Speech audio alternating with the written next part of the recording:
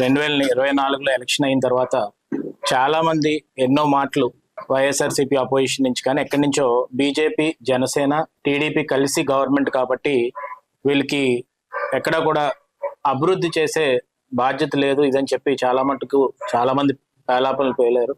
కానీ అప్పటి నుంచి కూడా మీరు అబ్జర్వ్ చేస్తే చంద్రబాబు నాయుడు గారు కానీ, పవన్ కళ్యాణ్ గారు కానీ, బీజేపీ వారు కానీ అందరూ కలిసి కట్టుగా ప్రధానమంత్రి గారు మొట్టమొదటి మీటింగ్ నుంచి కూడా అభివృద్ధి బాటలోకి తీసుకెళ్తాం, గ్రామాల్లోకి అభివృద్ధి తీసుకొస్తాం అంటే ఎవరు కూడా చాలా మంది వేలెత్తి చూపెట్టారు. కానీ ఈ రోజు నర్సీపట్నం నియోజకవర్గమే దానికి ఉదాహరణగా నేను చూపెట్టదలుచుకున్నాను. అయ్యన్న పాత్రుడు గారు ఎమ్మెల్యే అయిన తర్వాత గౌరవ పదం అయిన స్పీకర్ పొజిషన్ ని మొట్టమొదట మనకు స్వతంత్రం వచ్చిన తర్వాత నర్సీపట్నం నియోజకవర్గాన్ని నుంచి రిప్రజెంట్ చేసిన వ్యక్తికి ఈ రోజు స్పీకర్ పదవి రావడం, ఆ గౌరవార్థం నర్సీపట్నం నియోజకవర్గానికి ఎప్పటి నుంచి, ఇది కొత్త కాదు, 83లో పార్టీ స్థాపించిన తర్వాత టీడీపీ గవర్నమెంట్ వచ్చిన దగ్గర నుంచి కూడా ప్రతి అభివృద్ధి దగ్గర అయ్యన్న పాత్రే కనబడతారని మేము క్లియర్ గా చెప్పుకుంటూ వచ్చాం. లాస్ట్ 5 ఏళ్ళు మీరు చూసుకుంటే అభివృద్ధి మొత్తం కుంటుపడిపోయి ఇది నేను చేశాను, అది నేను చేశాను అని చెప్పుకొని గింజుకొని వెళ్లే పరిస్థితి ఉన్నారు తప్ప ఇది నాది, నేను చేశాను, ఇది పటిష్టంగా ఈ నర్సీపట్నం నియోజకవర్గానికి ఉపయోగపడుతుంది అని చెప్పే పరిస్థితి ఎక్కడ కూడా 5 సంవత్సరాల్లో లాస్ట్ 5 ఇయర్స్ వైఎస్ఆర్సీపీ గవర్నమెంట్ లో ఎక్కడా లేదండి. దానికి ఉదాహరణ ఏంటంటే జగన్మోహన్ రెడ్డి గారు బలిఘట్టం వచ్చిన తర్వాత హెలికాప్టర్ లో దిగి అక్కడ స్టేజ్ దగ్గరికి వెళ్ళి నేను మెడికల్ కాలేజ్ అన్నారు, అది పూర్తి అవ్వలేదు. ఇక్కడ మీ కళ్ళ ముందు ఇవాళే ఒక కల్వర్ట్ ఓపెన్ అయింది, 50 లక్షల పైన ఖర్చు పెట్టి కల్వర్ట్ వేశారు. అక్కడ కూడా మేము అప్పుడులో వీడియో చేస్తే ఒక గొట్టం పెట్టి దాన్ని మూసేయడం, దాని తర్వాత ఈ ట్యాంక్ బండి తేడం చేతకాక డబ్బులు తేక బొడ్డుబెల్లి దగ్గర నేను రోడ్ వేస్తున్నానని చెప్పి ఆ విగ్రహాలు కూడా ఈ రోజు మనం చూస్తే అక్కడ కూడా నాసి రకం విగ్రహాలు పెట్టడం కానీ, ఆ రోడ్డు దగ్గర కన్నం పడిపోవడం కానీ, ఎక్కడ కూడా పూర్తి చేయకుండా అభివృద్ధి మొత్తం కుంటుపడిపోయి తాండవ రిజర్వేర్ కూడా కన్నం పడినా కానీ దానికి ఏమాత్రం కూడా పట్టించుకోకుండా, అన్ని రైతులకి సాగునీరు వెళ్ళకపోయినా కూడా ఏమాత్రం పట్టించుకోకుండా, రివ్యూలు పెట్టకుండా నాశనం చేసి నర్సీపట్నం మొత్తాన్ని కూడా పేరు చెరగొట్టి గాంజాయి ఇక్కడి నుంచి రవాణా జరుగుతుంది అనే పేరు తప్ప ఇంకే పేరు నర్సీపట్నం రాకుండా చేశారు లాస్ట్ 5 ఇయర్స్ కూడా. ఈ 8 నెలల్లోనే 84,76,00,000 రూపాయలు 8 నెలల్లో తేడం అనేది ఒక రికార్డ్. ఇది చరిత్రలో ఎప్పుడు లేని విధంగా.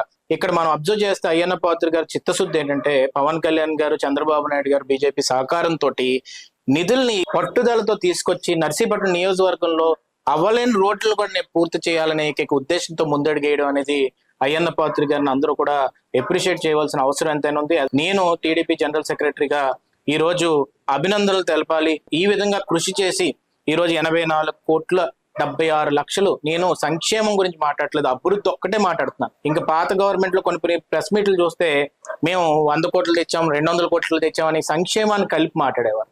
పెన్షన్లు ఎప్పుడన్నా వస్తాయి, పెన్షన్లు ఈ రోజు చూస్తే 4,000 రూపాయలు తీసుకొచ్చిన ఘనత ఈ రోజు కూటమి ప్రభుత్వం అంతే. ఎక్కడన్నా ఒక ఎమ్మెల్యే అయిన తర్వాత ఒక నియోజకవర్గానికి ఆఫీస్కి వెళ్ళినప్పుడు నేను ఏం చేస్తున్నాను, నా జేబులు ఎలా నింపుకోవాలి, నా ఆస్తులు ఎలా నింపుకోవాలని ఆలోచిస్తారు.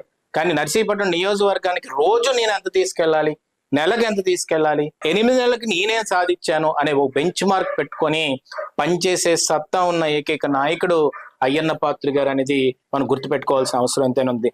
ఏ కల్వర్ట్కి ఎంత ఇచ్చారు, ఏ సీసీ రోడ్లకి ఎంత ఇచ్చారు, సీసీ బీటీ రోడ్లు, మళ్ళీ burial grounds, NREGS material component తోటి మనకు వచ్చింది 42 కోట్లు ఎంత వచ్చింది. దాని తర్వాత ఇరిగేషన్ వర్క్స్, రిపేర్స్ కి, మెయింటెనెన్స్ కి 2 కోట్లు వచ్చింది. ఆ విధంగా మనం జడ్పీ గెస్ట్ హౌస్ కానీ, పప్సెట్ పాలెం అక్కడ రోడ్లు ఏవైతే మేము మాటలు ఇచ్చాం అవి కూడా జరిగింది. దాంతో పాటు స్థానిక మలవరం నుంచి తాండవాకి వెళ్తున్న రోడ్డు కూడా ఎవరు ముట్టుకోలేదు, ఆ టూరిజం హబ్ కింద చేద్దాం అనుకున్నాం, అది ఎవరు ముట్టుకోలేదు, దాన్ని ఇవ్వడం జరుగుతుంది. ఈ 5 సంవత్సరాలు ఈ ట్యాంక్ బండ్ కూడా పూర్తి చేసి ఎట్టి పరిస్థితుల్లో నర్సీపట్నం నియోజకవర్గంలో, ఎందుకంటే అక్కడ హైవే లాగా ఉంది రోడ్డు, ఆ రోడ్డుని తప్ప మళ్ళీ ఇంకోటి ఎక్కడ లేదు. చెత్త వేయడానికి వాడుకున్నారు లాస్ట్ 5 ఇయర్స్, అది కూడా ఎక్కడ ఉపయోగించలేదు. అన్ని విధాలుగా కూడా చేసి ఆ ట్యాంక్ బండ్ కూడా ఇచ్చే విధంగా మనం ముందుకెళ్ళడం జరుగుతుందండి. ఈ రోజు స్పోర్ట్స్ అథారిటీని కూడా శాప్ చైర్మన్ రవినాయుడు గారిని నేను రిక్వెస్ట్ చేయడం జరిగింది. 100 ఎకరాల పైన ఉంది ఈ చెరువు, ఈ చెరువులో ఎందుకు వాటర్ స్పోర్ట్స్ కండక్ట్ చేయకూడదని చెప్పి నేను రిక్వెస్ట్ చేయడం జరిగింది. సర్వే చేసుకున్నారు, సర్వే చేసుకుంటే వాటర్ స్పోర్ట్స్ మేము కండక్ట్ చేయొచ్చు అన్నారు. నేను ఏం చెప్పానంటే వాళ్ళకి సలహా, స్టేట్ లెవెల్ వాటర్ స్పోర్ట్స్ కూడా ఇక్కడ మేము కావాలంటే ప్రిపేర్ చేయగలం, ఆ వసతులు ఇక్కడ ఉన్నాయి.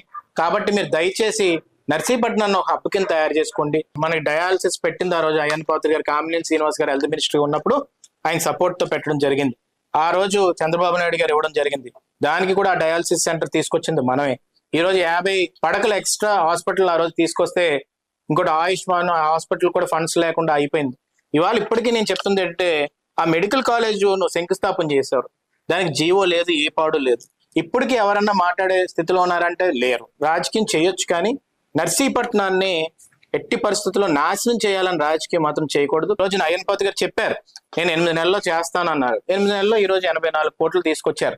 అలాగా మీరు కూడా కొన్ని చెప్పుండంటే బాగున్నాం. ఒక 5 years నుంచి మా క్యాడర్ ని గొప్పతనం నేను చెప్పాలి. ఈ రోజు కార్యకర్తలందరూ కూడా ఎంతో పటిష్టంగా మన కోసం అని చెప్పి కష్టపడి 5 సంవత్సరాలు చూడు, ఎన్ని కేసులు పెట్టినా ఏం పెట్టినా కూడా ఎక్కడ భయపడలేదు. మా ఇంటి మీదకి అటాక్ వచ్చినా కానీ 3 గంటలకి, ఉదయం 2 గంటలకు కూడా పరిగెట్టి మమ్మల్ని కాపాడడానికి వచ్చి వాళ్ళ ప్రాణాలకు సైతం ముందుకెళ్ళి తీసుకెళ్ళడం జరిగింది. నేను ఎలక్షన్ సమయంలో మాట ఇచ్చాను, కార్యకర్తలు ఎవరన్నా కానీ వాళ్ళు కష్టాల్లో ఉన్నప్పుడు ఎట్టి బస్సులో ఆదుకుంటామని. దానికి రానున్న రోజుల్లో కూడా కార్యకర్తల్లోని ఎవరన్నా పిల్లలు బాగా చదివిన వాళ్ళు, అంటే ఒక 95% పైన ఉన్నా, 96% అలా ఉన్నా కూడా ఎట్టి బస్సులో కూడా వాళ్ళు ముందుకు తీసుకెళ్ళడానికి, కొంచెం సహకారం చేయడానికి ఆర్థికంగా కానీ ఏదన్నా కానీ ముందుకు తీసుకెళ్లాలని చెప్పి నిర్ణయించుకోవడం కూడా జరుగుతుందండి.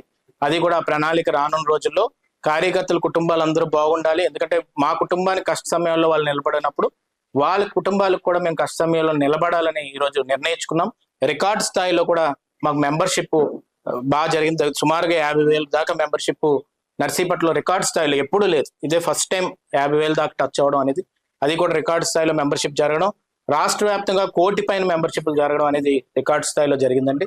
కాబట్టి కూటమి అట్టి పరిస్థితుల్లో ముందుకెళ్తుంది. మేము ప్రజాస్వామ్యాన్ని ముందుకు తీసుకెళ్తాం తప్ప ఎట్టి పరిస్థితుల్లోని ఎక్కడ చెత్త రాజకీయాలు చేయం. అది అందరికీ తెలిసిన విషయమే. ఈ రోజు పరిస్థితి ఏంటంటే అపోజిషన్ వాళ్ళు, వైఎస్ఆర్సీపీ వాళ్ళ క్యాండిడేట్ల మీద వాళ్ళకి నమ్మకం లేక ఇప్పుడు ఈ రోజు క్యాంప్ పెట్టుకుంటున్నారని తెలిసింది. ఇప్పుడు పరిస్థితి అంటే నేను చెప్తుంది ఏంటంటే, ఏ పార్టీకైనా వాళ్ళ కార్యకర్తల మీద, వాళ్ళ నాయకుల మీద నమ్మకాలు ఉంచుకోవాలి. ఇప్పుడు వాళ్ళ ఇంటర్నల్ విషయం అవన్నీ నేను తర్వాత విషయం. కానీ ఈ రోజు వైఎస్ఆర్సీపీ నర్సీపట్నం నియోజకవర్గంలో ఏ పరిస్థితిలో ఉందంటే, ఈ రోజు వాళ్ళ నాయకులు ఎక్కడైనా పారిపోతారేమో అని చెప్పేసి ఇవాళ క్యాంపులు పెట్టడానికి అని చెప్పేసి వాళ్ళందరూ కూడా ప్రిపేర్ అయ్యి ముందుకెళ్లారంటే, వాళ్ళ పార్టీలో ఉన్న నాయకుల మీద కానీ వాళ్ళ పార్టీ ఉన్న కార్యకర్తల్ని నువ్వు పట్టించుకోలేదు కాబట్టి నేను నమ్మట్లేదు. కాబట్టి నేను ఒక్కటే కోరుతుందంటే, రాజకీయాల్లో ఒక ట్రాన్స్పరెన్సీ ఉండాలి, ఒక ప్యూరిటీ ఉండాలి. దాన్ని మేము ఒక ఆదర్శంగా అయ్యన్నపాత్రి గారిని తీసుకొని ఈ 5 ఏళ్ళలోని మనం ముందుకు తీసుకెళ్తున్నాం. ఎక్కడ కూడా ఏ చెత్త రాజకీయాలని ప్రోత్సహించకుండా ముందుకు తీసుకెళ్తున్నాం.